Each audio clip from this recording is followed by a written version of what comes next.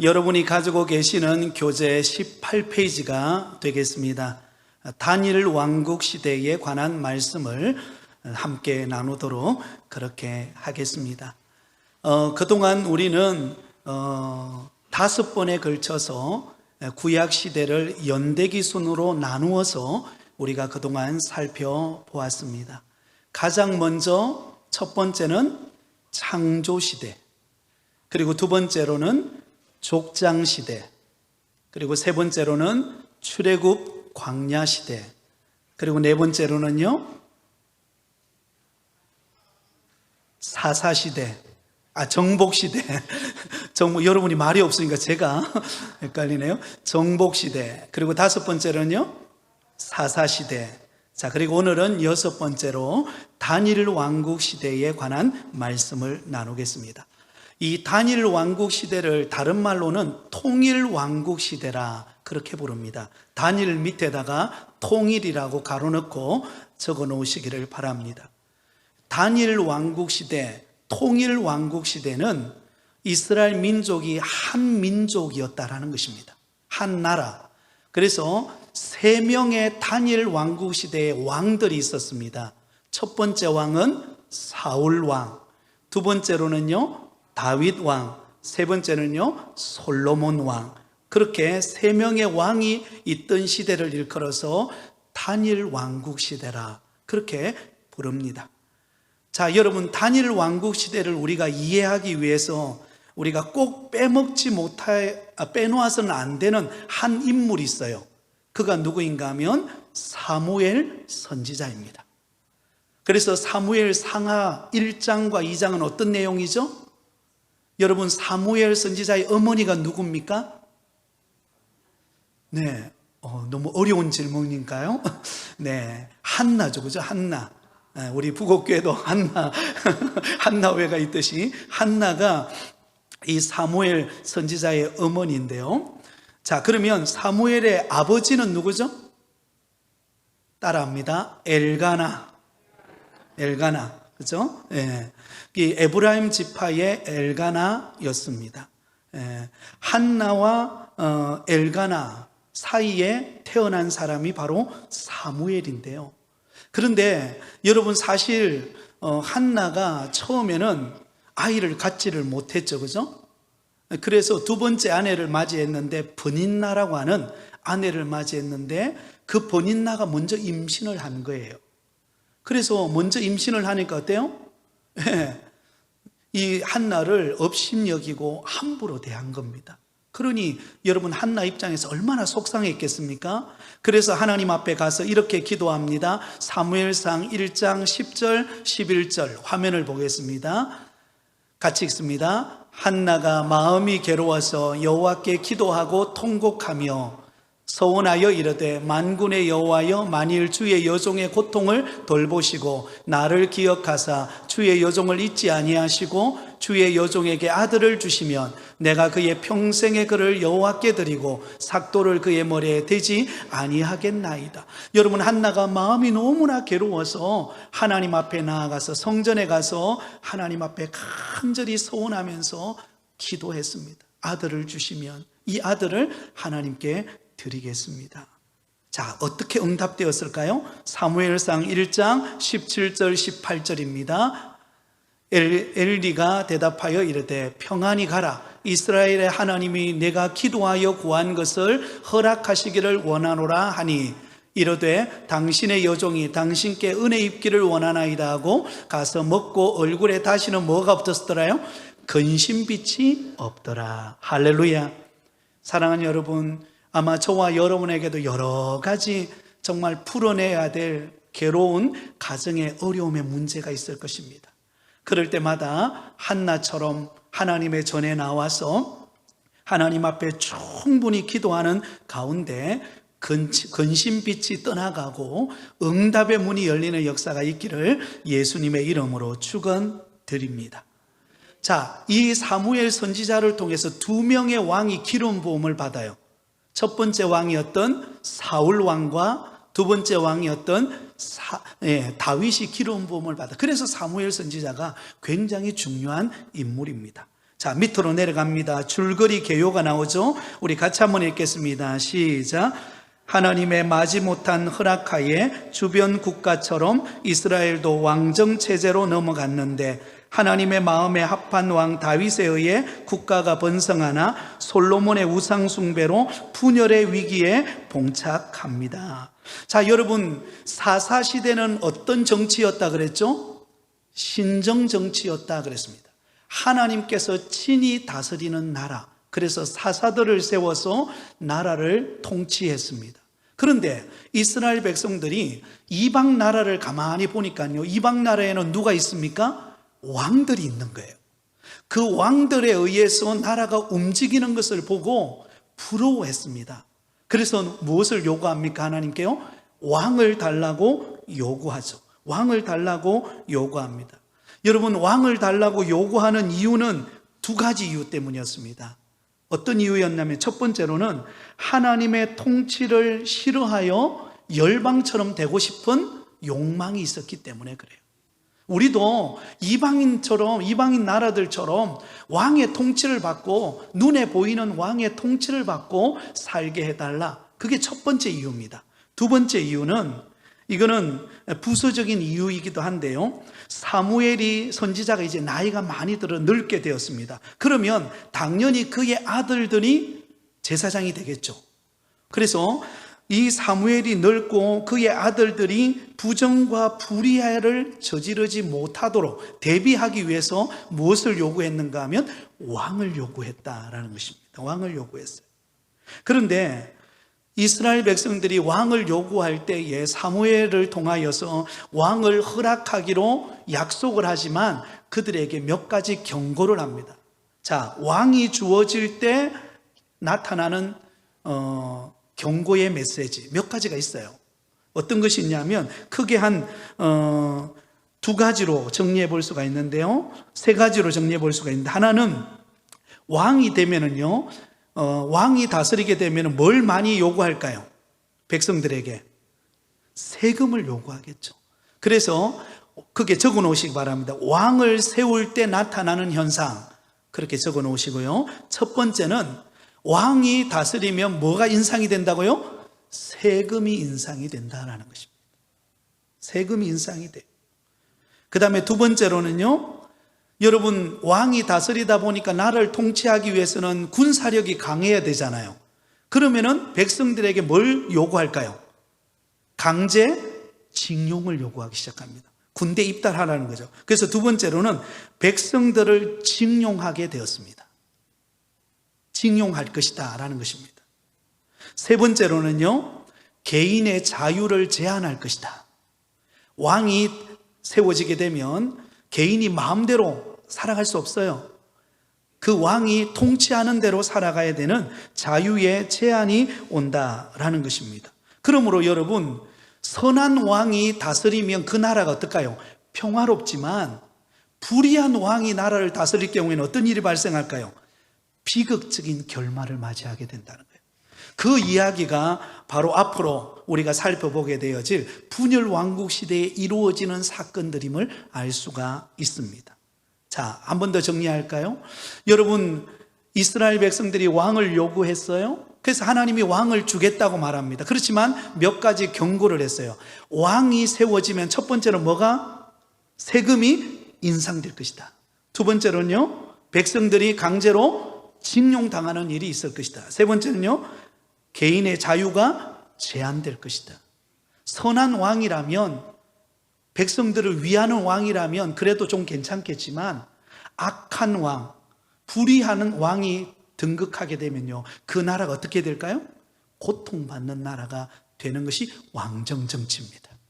그러므로 하나님은 왕을 세워주되 이런 경고의 메시지를 들려줍니다. 자, 그러면 첫 번째 왕으로 가보겠습니다.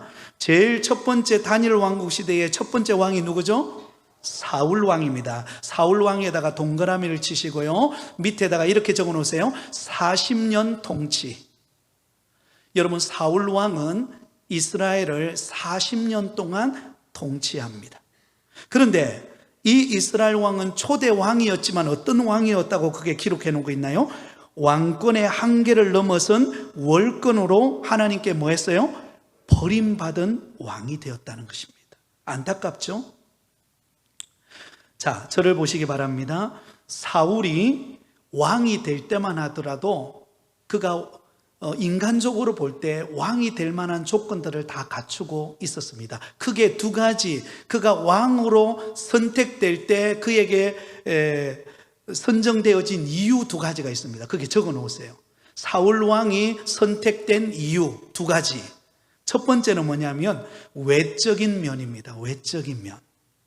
외적인 면은 가로 열고 사무엘상 9장 2절 그리고 21절 그렇게 적어 놓으시기 바랍니다. 자, 사무엘상 9장 2절을 한번 보겠습니다. 화면을 볼게요. 예, 사무엘상 9장 2절입니다. 예, 같이 읽겠습니다. 2절입니다. 같이 읽습니다. 시작. 기스에게 아들이 있으니 그의 이름은 사울이요 준수한 소년이라. 이스라엘 자손 중에 그보다 준수한 자가 없고 키는 모든 백성보다 어깨 위만큼 더 컸더라. 자, 두 가지를 말하죠. 외모를 말하는데요. 첫 번째는 그는 어떤 사람이었어요? 준수한 사람이었다. 모든 사람이 볼 때에 참 규모를 갖추고 있는 준수한 사람이었어요. 그리고 그 사울의 키는 어느 정도 됐을까요? 모든 백성들보다 어깨 위만큼 더 클 정도로 여러분 키가 큰 사람이었다라는 것입니다. 다시 말하면 신체적인 조건을 잘 갖춘 사람이었다는 것입니다. 자, 두 번째로는요, 종교적인 면, 신앙적인 면도 그가 왕이 될 때만 하더라도 굉장히 괜찮았습니다. 사무엘상 19장 23절 24절 적어 놓으시기 바랍니다. 사무엘상 19장 23절 24절인데요 화면을 보도록 하겠습니다. 자, 같이 읽겠습니다. 시작. 사울이 라마나요스로 가니라. 하나님의 영이 그에게도 임하시니 그가 라마나요스에 이르기까지 걸어가며 예언을 하였으며 그가 또 그의 옷을 벗고 사무엘 앞에서 예언을 하며 하루 밤낮을 벗은 몸으로 누웠더라. 그러므로 속담에 이르기를 사울도 선지자 중에 있느니라 하니라. 여러분, 이 사울이 왕이 될 때만 하더라도 그는 하나님 앞에도 신실한 사람이었어요. 그가 여러분 예언할 만큼, 그죠? 그만큼 영적으로 어떤 면에 보면 깨어있는 그런 사람이었다라는 것을 알 수가 있습니다. 왕이 될 때만 하더라도 좋았다 이 말입니다. 외적인 면에서나 신앙적인 면에서나 겸손하고 잘 갖추어진 면이 있었다는 것입니다. 그런데 문제는 뭘까요? 왕이 되고 난 다음이 문제예요. 자, 그게 혹시 빈 공간이 있으면 적어 놓으시기 바랍니다. 왕이 몰락한 이유, 사울 왕이 버림받은 이유라고 적으시기 바랍니다. 사울 왕이 버림받은 이유, 그게 뭘까요? 왜 사울 왕은 하나님께로부터 버림받았을까요? 네 가지 이유가 있습니다. 네 가지. 첫 번째 이유는 그 적어 놓으시기 바랍니다. 불신과 불순종 때문이에요. 불신과 불순종. 자, 사무엘상 13장 8절에서 14절까지의 내용이 이 내용입니다. 사무엘상 13장 8절에서 14절까지의 내용입니다. 자, 저를 보세요. 이 내용은 성경 구절이 기니까 제가 설명을 해드릴게요. 자, 이스라엘 백성이 블레셋과의 전쟁이 벌어졌습니다. 그때 전쟁이 일어났을 때 하나님께서 사무엘 선지자로 하여금 사무엘 선지자가 올 때까지 7일 동안 기다리라고 명령합니다. 그런데 7일을 기다렸는데 사무엘 선지자가 오지를 않는 거예요. 그리고 이스라엘 백성들이 블레셋 사람들을 보면서 두려워서 한 사람씩 막 도망을 가기 시작하는 것입니다. 그러니까 여러분 사울 왕 입장에서는 얼마나 불안하겠습니까? 그러나 하나님은 이미 사무엘 선지자를 통해서 뭐라고 이야기했습니까? 7일이 지나서 사무엘 선지자가 그곳에 올 것이다. 그곳에 와서 하나님 앞에 제사를 드릴 것이다 라고 그렇게 말했습니다. 그런데 기다리다가 사울 왕이 견디지를 못해요. 인내하지 못합니다. 그래서 어떻게 합니까? 사무엘 선지자가 없는 상황에서 그가 뭘 합니까? 하나님 앞에 제사를 드려요. 이것은 제사를 드리는 것은 왕이 감당할 직분이 아니에요. 누가 감당해야 합니까? 선지자, 제사장이 감당해야 될 직분입니다. 그러므로 여러분, 이 사울 왕은 그 다급한 상황에서 자기 직무를 월권하여서 질서를 무너뜨리고 그가 여러분 제사장만이 드릴 수 있는 제사를 자신이 드리는 불신과 불순종으로 하나님 앞에 버림받을 것이라고 말합니다. 자, 두 번째, 육신의 욕망을 따랐기 때문입니다. 육신의 욕망. 자, 사무엘상 15장 9절에서 11절까지의 말씀입니다. 사무엘상 15장 9절에서 11절까지의 말씀인데요. 자, 이 내용도 제가 알려드릴게요. 저를 보세요. 하나님의 명령을 어기게 되는데 이때는 아말렉과의 전투가 벌어집니다. 아말렉과의 전투가 벌어졌을 때 하나님께서 어떤 명령을 내리냐면, 이 아말렉은 끊임없이 이스라엘 백성들을 괴롭힌 민족이기 때문에 하나도 남기지 말고, 사람뿐만 아니라 뭐 짐승이고 뭐고 하나도 남기지 말고 하나님 어떻게 하냐면 완전히 제거하라고 했습니다. 완전히 제거하라고 명령했어요. 그런데 사울 왕이 이 아말렉을 쳐 부수면서 어떤 행위를 범하는가? 그가 양과 소의 가장 좋은 것, 기름진 있잖아요. 양과 소를 숨겨둡니다. 기름진 것, 어린 양, 모든 눈에 보기에 좋은 것, 그런 짐승들을 따로 이렇게 숨겨둬요. 그게 나중에 어떻게 되느냐? 여러분 모르겠습니까? 하나님께서 다 알고 계시죠? 그래서 하나님께서 사무엘 선지자를 통하여 그를 책망합니다. 이때 했던 말씀, 사무엘상 15장 22절, 화면을 보고 같이 읽겠습니다. 시작. 사무엘이 이르되 여호와께서 번제와 다른 제사를 그의 목소리를 청종하는 것을 좋아하실 것 같이 좋아하시겠느냐? 순종이 제사보다 낫고 듣는 것이 수양의 기름보다 나으니라. 뭐 하는 것이 더 낫다고요? 순종하는 것. 여러분, 왜 하나님께서 사무엘 선지자를 통해서 왜 기름진 걸 남겼느냐 했더니 그때 변명하는 게 뭡니까? 아이, 하나님께 좋은 것, 기름진 것으로 제사 드리려고 그렇게 했는데요, 이렇게 변명합니다. 그때 하나님이 하신 말씀이 순종이 뭐보다 낫고요? 제사보다 낫다. 하나님이 원하시는 것은 순종이었습니다. 그런데 사울 왕은 자신의 인간의 욕심에 사로잡혀서 결국은 버림을 받습니다. 세 번째로는요, 시기 질투 때문이었습니다. 시기 질투 때문에 하나님의 뜻을 여러분 반항하게 되죠. 누구를 시기하게 되죠? 우리가 잘 아는 다윗을 시기 질투하게 됩니다. 여러분, 블레셋과의 전투에서 다윗이 골리앗을 물맷돌을 가지고 썰어 넘어뜨립니다. 그런데 그 장면을 보았던 사울 왕이 너무 기뻤죠.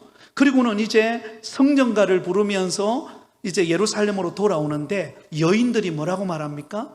사울 왕이 죽인 사람은 천천히요, 다윗이 죽인 사람은 만만히로다. 그 말을 딱 듣는 순간 어때요?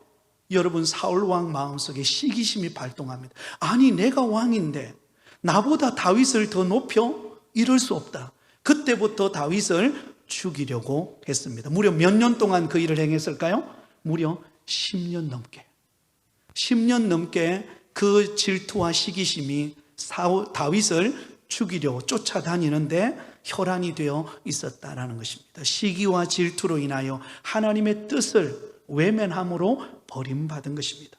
마지막 네 번째는 뭐냐면 형식적인 신앙 때문입니다. 형식적인 신앙. 사무엘상 28장 5절에서 7절까지의 내용인데요, 이 내용도 제가 설명해 드리겠습니다. 저를 보세요. 다음에 여러분 성경을 한번 찾아서 읽어보시기 바랍니다. 블레셋과 전쟁이 벌어졌습니다. 대부분이 전쟁이 일어났을 때에 나타났던 잘못들이에요.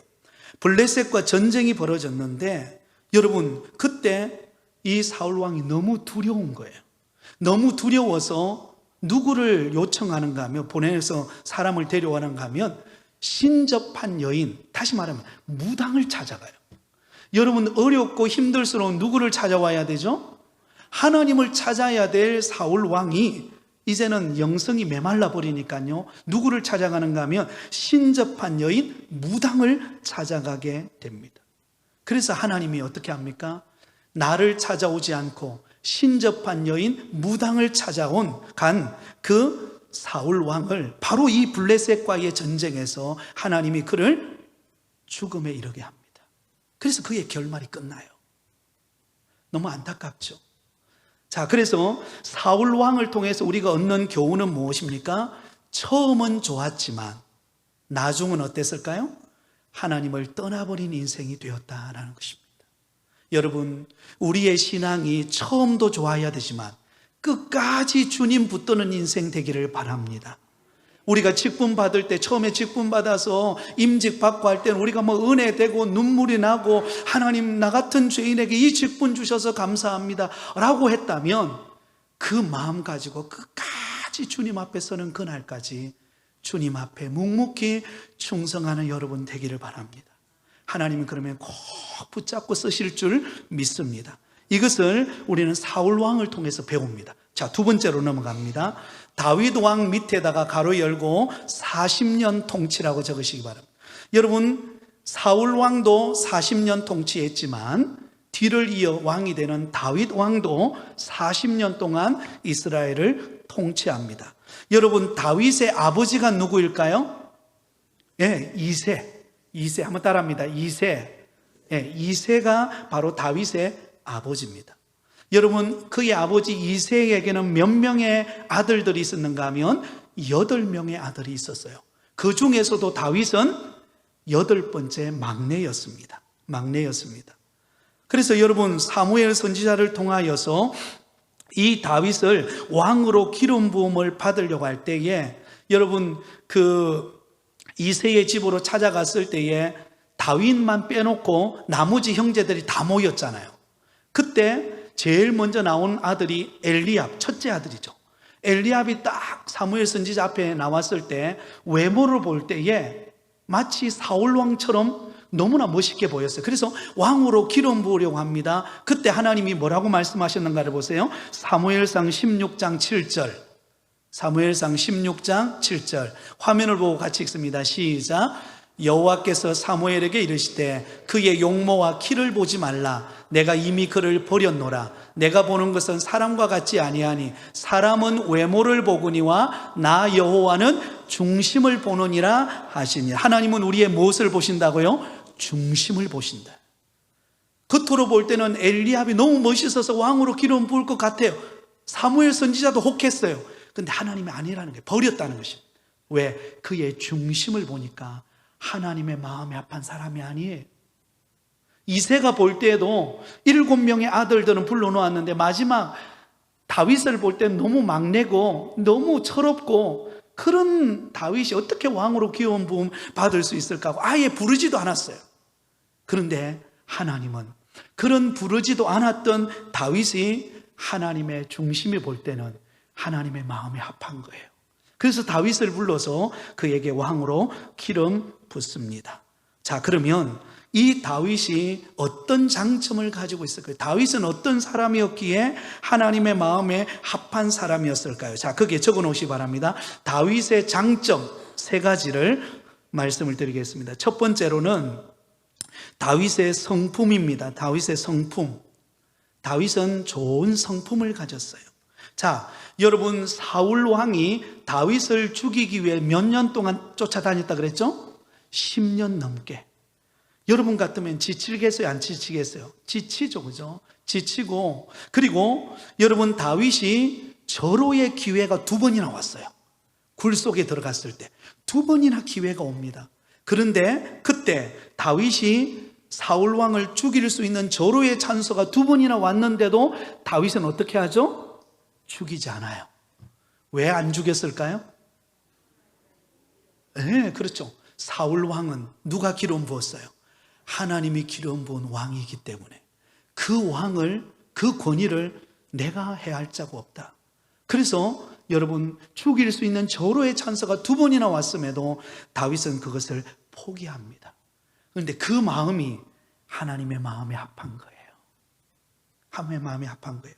자, 두 번째, 그 성품과 관련해서 하나 더 말씀드리겠습니다. 여러분, 사울 왕의 왕가가 다 망했습니다. 블레셋에 의해서 사울도 죽고, 그 또 다윗의 친구의 우정의 친구였던 다니엘도, 요나단도 죽었어요. 그런데 그 요나단의 아들이었던 머비보셋이라고 하는 아들이 있었습니다. 여러분, 다윗이 왕이 되었을 때 그 요나단의 아들인 머비보셋을 어떻게 할까요? 매일같이 자기 식탁에 불러서 함께 식사하면서 가족처럼 여깁니다. 이게 다윗의 성품이에요. 우리 안에 그런 은혜가 있기를 바랍니다. 자, 두 번째로는요, 두 번째 다윗의 장점은 무엇인가 하면 하나님 중심이에요. 하나님 중심. 여러분, 다윗은 언제나 하나님의 관심이 많았어요. 아무리 나라가 부강하고 그래도 하나님을 떠난 게 아니라 하나님을 향한 마음을 가졌습니다. 사무엘하 5장과 6장을 보면은요, 왕이 되고 난 이후에 제일 먼저 했던 일이 무엇일까요? 여러분 같으면 왕이 되면, 왕비가 되면 뭘 제일 먼저 하고 싶으세요? 집안을 바꾸고 싶죠, 그죠? 그죠? 뭔가 바꾸고 싶잖아요. 그런데 다윗이 가장 먼저 왕이 되고 난 후에 한 일이 무엇인가 하면 예루살렘으로 언약궤를 가져와요. 언약궤. 관심 밖에 있었던 사울 왕 때는요, 언약궤에 관심이 없었어요. 어디에 있는지 관심이 없었어요. 근데 다윗이 왕이 되자마자 어떻게 합니까? 하나님의 언약궤, 임재를 상징하는 언약궤를 어디로 가져옵니까? 그가 있는 예루살렘 궁전으로 가져옵니다. 그 뭘 보여주는가? 하나님 중심의 신앙이라는 것입니다. 사랑하는 성도 여러분, 저와 여러분이 어떤 일이 있어도 하나님 중심 신앙이 되기를 바랍니다. 그 다음에 세 번째, 다윗의 장점은 헌신된 사람이에요. 헌신된 사람. 역대상 29장 14절을 볼까요? 역대상 29장 14절, 우리 같이 읽습니다. 시작. 나와 내 백성이 무엇이기에 이처럼 즐거운 마음으로 드릴 힘이 있었나이까? 모든 것이 주께로 말미암아 싸우니 우리가 주의 손에서 받은 것으로 주께 드렸을 뿐이니이다. 아멘. 여러분, 이 장면이 무슨 장면인가 하면 다윗에게는 자기 궁으로 언약궤를 가져오고 난 다음에 그에게 간절한 소원이 하나가 있었습니다. 어떤 소원일까요? 성전을 지어 봉헌하고 싶은 소원이 있었어요. 그의 최대의 꿈이었어요. 하나님 앞에 아름다운 성전을 지어서 하나님께 영광 돌리고 싶은 것이 그의 최대의 소원이었습니다. 그런데 하나님이 허락하셨을까요? 안 하셨을까요? 안 하셨어요. 왜요? 다윗은 전쟁을 통해서 무엇을 많이 흘렸기 때문이죠? 피를 많이 흘렸기 때문에. 그래서 다윗이 아니라 그의 아들인 솔로몬 왕 때 성전을 짓습니다. 근데 놀라운 것은요, 하나님이 거절하셨어요. 그럼 우리 같으면 어때요? 아, 그래, 하나님이 거절하셨으니까 그래, 이제 됐구나, 그렇게 하고 그냥 손 뗄 것 같잖아요, 그죠? 근데 다윗은요, 성전을 지을 수 있는 모든 준비를 다 합니다. 비록 나는 내 때에 못 짓지만, 내 아들 때에 성전을 짓지만, 그러나 성전을 지을 수 있는 준비를 위하여 백성들과 함께 최선을 다하여 헌신하고 수고하고 노력해요. 본인 때에 열매 맺는 거 아닙니다. 본인 다음 때인 솔로몬 왕 때 열매 맺는 거예요. 그러나 하나님을 의지하고 주신 은혜에 감사함으로 성전 건축을 위한 모든 것들을 준비해 놓고 고백하는 내용이 조금 전에 우리가 읽었던, 하나님이 내게 주셔서 그 은혜로 하나님께 드릴 수 있었습니다. 여러분, 다윗 너무 멋있잖아요, 그죠? 예. 저만 멋있나요? 정말 멋있는 분이에요. 우리가 우리 때에 어떤 때면 우리가 기도하면서도 우리 때에 열매 맺지 못하는 것도 있을 수 있습니다. 그러나 우리 자손 때에 열매를 맺지만 우리는 우리 때에 해야 할 충성된 일을 감당하는 일에 최선을 다하시기 바랍니다. 하나님이 맡겨주신 사명, 하나님이 나로 하여금 하라고 하신 일, 그 일에 하나님의 은혜를 생각하고 최선을 다하면 하나님이 우리의 때에 은혜, 봉사하면서 은혜 받을 뿐만 아니라 하나님이 주신 그 은혜는 어디로 흘러갈까요? 우리 자손에게로 그대로 흘러가게 되어 있다는 것입니다. 자, 이런 좋은 장점이 있습니다. 그런데 여러분, 다윗의 생애 중에 최대의 실수가 하나 있죠? 그게 뭐죠? 사무엘하 11장에 나오는 다윗이 밧세바를 범하는 장면입니다. 어떤 면은 다윗의 인생에서 최대의 실수하는 장면이 바로 밧세바의 남편이 있었어요. 그죠? 밧세바의 남편은 누구죠? 우리야. 그죠? 우리야가 그의 남편입니다. 그런데 남편이 있는 다른 집의 여인을 목욕하고 있는 여인을 보고 그 여인이 매료되어서 자기 아내로 취해버립니다. 그리고는 우리아를 어떻게 하죠? 최전방에 전쟁터가 그 피바람이 부는 그곳에 보내가지고 여러분 결국은 적군에 의해서 목숨을 잃습니다. 두 가지 죄를 범하죠. 간음죄와 살인죄를 붙였습니다. 여러분 이것이 다윗의 최대의 실수입니다. 여러분 이 일로 인하여서 어떤 일이 벌어지는가? 밧세바가 낳은 다윗과 밧세바를 통해서 낳은 아들이 죽습니다. 그리고 그의 딸 다말이 여러분 다른 형제에 의해서 수치를 당해요. 그리고 압살롬이 다윗을 반역합니다. 여러분 죄는 철저한 회개로 돌이켜야 합니다. 그렇지 않으면 그 죄의 결과는 우리가 상상할 수 없는 아픔을 가져오기 때문에 우리는 하나님 앞에 철저히 방심하지 말고 끝까지 주님 붙드는 은혜가 있기를 바랍니다. 다윗이 얼마나 멋있는 왕입니까? 하나님의 마음에 합한 사람인데도 불구하고 순간의 방심이, 순간의 미혹이 그 가정에 아픔을 가져왔어요. 그러므로 우리는 방심하지 않고 늘 깨어서 주님 붙들고 살아가는 은혜가 있기를 예수님의 이름으로 축원드립니다. 자, 마지막 세 번째 왕은 누굽니까? 솔로몬 왕이에요. 그 밑에 가로 열고 이렇게 적으시 바랍니다. 40년 통치. 자, 그러면 이스라엘의 세 왕, 다니엘 왕국 시대의 사울 왕, 다윗 왕, 솔로몬 왕은 모두 몇 년씩 통치했어요? 40년 동안 동일하게 통치했다는 것을 알 수가 있겠죠. 자, 이 솔로몬 왕은 전제 군주제를 확립하고 최고의 번영을 누리게 됩니다. 그러나 자기 꾀에 자기 스스로 빠진 왕이 되어버렸습니다. 우리가 솔로몬을 일컬어서 어떤 왕이라 부르죠? 지혜의 왕이라 부릅니다. 하나님 앞에 일천번제를 드렸습니다. 하나님이 너무 기뻤어요. 그래서 내 소원이 뭐냐라고 물었더니 백성들을 잘 지도할 수 있는, 분별해낼 수 있는, 그런 판단할 수 있는 지혜를 달라고 구합니다. 하나님 마음이 너무 합했어요. 그래서 지혜만 줄 뿐만 아니라 그에게 부귀영화도 허락하게 됩니다. 자, 여러분, 첫 번째로 이 솔로몬 왕이 했던 행적은 뭐냐면 솔로몬 성전을 건축합니다. BC 957년에 왕궁이에요. BC 957년에 솔로몬 성전을 완성하는데요, 몇 년 동안 솔로몬 성전을 짓는가 하면 7년 동안 여러분 이 솔로몬 성전을 짓습니다. 이때 동원되었던 감독만 하더라도 3,300명, 그리고 일하는 인부만 하더라도 10만 명이 소요가 되었습니다. 여러분, 솔로몬 성전이 규모로 볼 때에 굉장히 화려하고 잘 지어졌습니다. 그 모형 그림을 여러분에게 하나 보여드리겠습니다. 이거는 어느 이제 박물관에 있는 모형인데요, 이걸 확대해 보면은요 굉장히 화려하고도 아름답고도 멋있게 지었어요. 솔로몬 성전은 너무나 아름답게 지어졌습니다. 이것이 바로 솔로몬 왕이 행한 행적입니다. 그런데 문제는 이 솔로몬 왕에게는요 부인이 있었는데 이 솔로몬 왕의 후비가 700명, 그리고 첩이 300명. 별로 안 놀라시는 거 보니까요, 후비가 몇 명이라고요? 700명, 첩이 300명, 도합 1000명이에요. 1000명.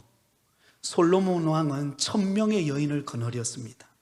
어떻게 이렇게 많이 거느릴 수 있었는가? 그것은 어떤 면에 보면 정치적인 이유 때문에 그래요.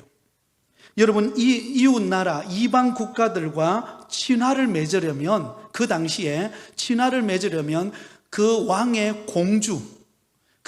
공주들을 상대편의 왕에게 쉽게 말하면 이렇게 후비로 드리는 문화가 그 당시에 팽배했습니다. 그러니까 솔로몬 왕이 이웃 나라들과 화친을 맺으면서 부강한 나라로 세워가려고 하다 보니까 어떤 일이 벌어져요? 다른 이방인 나라의 왕의 쉽게 말하면 딸들을, 공주들을 아내로 맞이한 거예요. 그렇게 모아서 다 모은 사람이 몇 명이에요? 무려 1000명이나 됐습니다. 그럼 여러분 생각해 보세요. 후비가 700명, 네, 첩이 300명, 다 해서 1000명이죠. 그죠? 그렇게 모아놨어요. 여러분, 한 명 감당하기도 우리 남자분들 어디 계신가요? 어렵죠. 그죠? 답이 없는 거 보니까 쉽지 않아요. 그런데 1000명을 감당할 수 있겠습니까? 그것도 이방인 나라의 공주들이 들어올 때 그냥 들어옵니까? 뭘 가지고 들어올까요? 우상들을 가지고 들어오기 시작했습니다. 그래서 하나님만 섬기고 다윗 때에 그렇게 하나님을 잘 섬기고 하나님만 의지했던 나라가 점점 어떻게 하기 시작합니까? 타락하기 시작해요. 우상숭배로 타락하기 시작합니다. 그래서 이 솔로몬이 말세 때가 됐어요. 마지막 임기 때가 다가왔을 때는요, 그 우상 섬기는 일로 인하여서 온 이스라엘이 죄악의 범벅이 되어버립니다.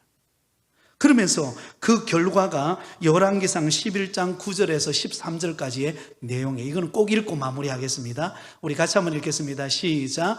솔로몬이 마음을 돌려 이스라엘 하나님 여호와를 떠남으로 여호와께서 그에게 진노하시니라. 여호와께서 일찍이 2번이나 그에게 나타나시고 이 일에 대하여 명령하사 다른 신을 따르지 말라 하였으나 그가 여호와의 명령을 지키지 않았으므로 여호와께서 솔로몬에게 말씀하시되 내게 이러한 일이 있었고 또 내가 내 언약과 내게 명령한 법도를 지키지 아니하였으니 내가 반드시 이 나라를 내게서 빼앗아 내 신하에게 주리라. 그러나 내 아버지 다윗을 위하여 내 세대에는 이 일을 행하지 아니하고 내 아들의 손에서 빼앗으려니와 오직 내가 이 나라를 다 빼앗지 아니하고 내 종 다윗과 내가 택한 예루살렘을 위하여 한 지파를 내 아들에게 주리라 하셨더라. 아멘. 자, 여러분 보세요. 솔로몬 지혜의 왕이잖아요. 얼마나 대단합니까? 스바 왕이 지혜를 얻기 위해서 이 먼 곳에서 남방지방에서 솔로몬 왕을 찾아올 정도로 대단했던 인물입니다. 그런데 그가 하나님 앞에 바로 서서 하나님을 의지해야 되는데 이방 나라들을 의지하고 그들과 화친하면서 그게 있던 그 왕비들, 그 공주들을 아내로 맞이하는 결과로 말미암아 무슨 일이 벌어졌어요? 우상 숭배가 나라를 덮어버립니다. 그 결과로 하나님께서 어떻게 징계하시는가? 여러분, 솔로몬 왕이 끝나는 순간 그 다음에 아들이 르호보암입니다. 르호보암이 딱 그때에 갔을 때 누구에 의해서? 신하에 의해서 그 나라가 빼앗기리라. 북이스라엘의 여로보암이 신하입니다. 그런데 여러분, 이 솔로몬 왕이 딱 죽자마자 르호보암이 왕이 되는 순간 어떻게 됩니까? 둘로 쫙 나눠집니다. 분열 왕국 시대가 시작되는 거예요. 누구 때문에? 솔로몬 왕 때문에. 솔로몬 왕 때에 우상을 숭배하는 이 일을 제대로 처리하지 않음으로 인하여, 좋은 게 좋다고 다 받아들임으로 인하여 결국은 무슨 일이 발생했어요? 이 일로 인하여 이스라엘이라고 나라가 쪼개지게 됩니다. 그런데 여기서 중요한 힌트가 하나 있습니다. 하나님은 그 분열 왕국 시대가 오는 그때에 하나님은 누구를 생각합니까? 다윗을 생각해요. 다윗은 하나님의 마음에 합한 사람이에요. 그 다윗을 생각하고 누구의 대에는? 솔로몬 대회 때는 그 일을 행하지 않겠다. 솔로몬 왕이 아무리 악해도 내가 누구 때문에 참는다는 거죠? 다윗 때문에. 다윗 때문에 내가 참고 솔로몬 왕이 죽고 그 아들 때에 내가 그 나라를 지키겠다. 이게 여러분 다니엘 왕국 시대의 결론입니다. 우리는 기억해야 합니다. 이 다니엘 왕국 시대를 우리가 배우면서 우리 자신을 잘 살펴야 됩니다. 우리가 처음이 좋았다가 나중에 그 은혜를 까먹어 버릴 수 있어요. 그죠? 솔로몬 왕도 하나님에게 지혜를 받을 때마다 얼마나 대단합니까? 그러나 그가 이방 여인들을 받아들이는 순간 그는 망하는 인생이 되어버렸습니다. 우리는 결코 그런 일을 번복해서는 안 됩니다. 하나님 앞에 처음 가졌던 신앙, 그 신앙의 열정이 주님 앞에 서는 그날까지 흔들리지 않는 저와 여러분이 되어서 다윗처럼 하나님 앞에 쓰임받는 축복된 인생이 되시기를 예수님의 이름으로 축원드립니다.